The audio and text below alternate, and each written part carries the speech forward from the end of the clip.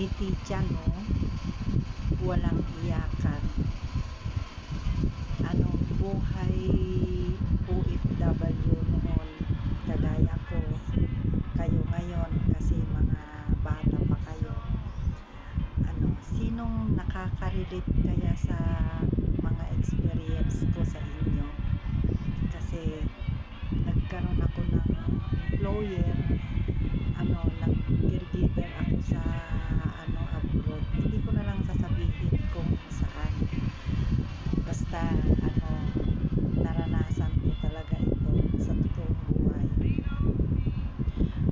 Galing ako sa mahirap, pero kahit papaano nataguyod kami ng magulang namin na kumakain ng 3 beses ang araw, tapos pag may extra pa, nakakapag-merienda. Ganun naman tayo sa mga dito sa Pilipinas, diba?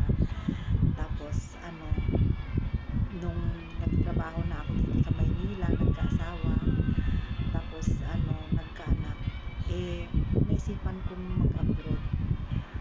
Yung mga OFW na nakaka-relate dito, huwag kayong mawalan ng pag-asa, guys. Tiis lang, at saka sa taas, sabi ko nga sa inyo, lumapit lang kayo sa taas. Kasi nagkaroon ako ng employer na nagda-dialysis siya, tapos twice a week pupunta kami sa hospital. Bali 24 hours na na nandun kami, tapos sinasalinan siya ng dugo.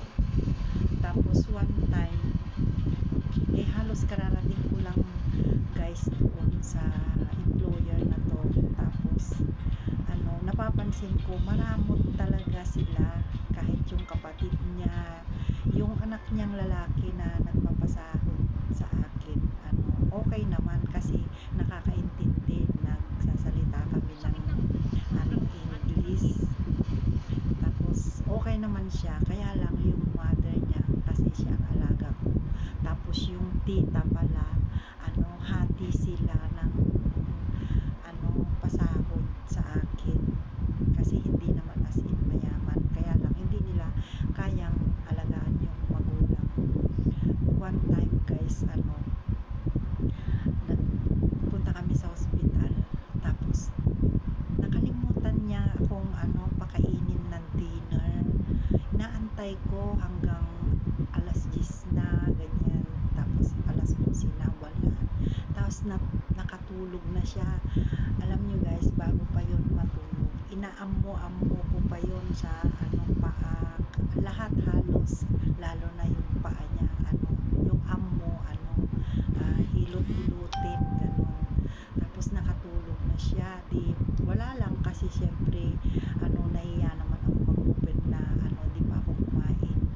Naisip ko na lang na baka nakalimutan, ganun, kasi sa sakit niya, parang ganun. Kaya lang nung hating gabi na, wala pa, syempre nakakagutom na pag oras na ng alas 12, kasi dapat nga pagkatulog niya, matulog ka na rin, kasi pag minsan tinatawag ka niya.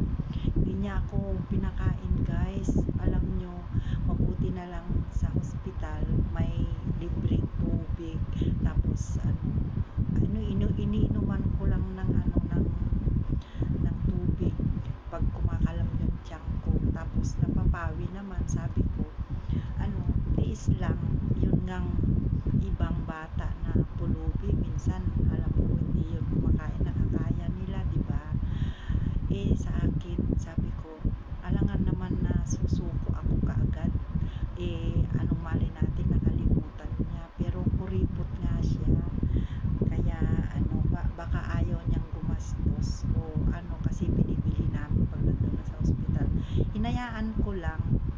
Kaya kung ang payo ko sa inyo, lalo na yung mga baguhan, pagkagali kayo dito sa Pilipinas, magbaon kayo ng pagkain. Kasi dati halos kararating ko lang siguro, at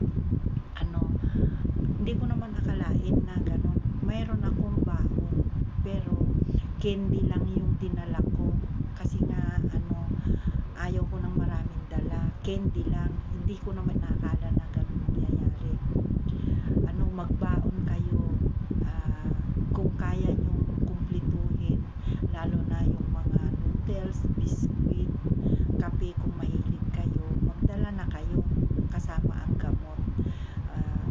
Kasi minsan hindi natin alam yung madadatnan natin sa abroad. Pero hindi ako sumuko, guys. Kaya ako sinishare ito. Gusto kong magkaroon kayo ng idea at saka inspirasyon sa buhay na pagsubok lang yun. Huwag kayong sumuko kasi umalis tayo para sa pamilya, di ba? Kaya pero siguro minsan nauulit yun. Kaya lang alam ko na nagbabaon na ako ng kape, tapos biskuit, ganun. Kaya lang hindi mo pwedeng ipakita kasi naiinsulto sila pag ganun. Itago mo na lang. Kaya kunwari pumunta ka ng CR, ayun, kung nagugutom ka, doon ka na lang kumain. Hayaan mo na lang, wag mo nang isipin na kasi marami namang ganyan, di ba? Kaya ang payo ko sa inyo, wag kayong susuko. Tingnan nyo nga yan si Ate Linda, malakas ang loob. Tapos ganito na yung buhay ko, okay na, masaya na ako kasi kasama ko yung pamilya ko. Huwag kayong susuko, guys.